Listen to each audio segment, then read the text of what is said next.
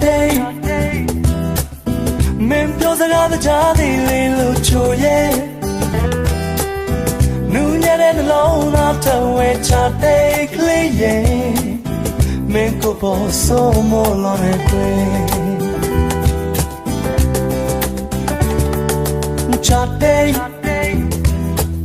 ဒီဇိုင်းဆန်လေးဝင်းလို့ထားရင်လာဆုံး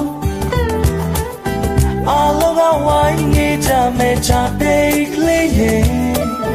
မင်းကလေးပေါ်စိတ်မချဘူးလေကွယ်ချတဲ့ကလေးတန်ရောစင်တွေပေးလာခဲ့ပြီးမင်းကလေးကိုမျိုးမျိုးပြုံးရတယ်နှလုံးသားမှာဆုနေခဲ့ပြီကွယ်ချတဲ့ဂျာရီကနောက်ဆက်မှုတွေပဲရှာပေးလာတဲ့နေ့တည်းများမှာချတဲ့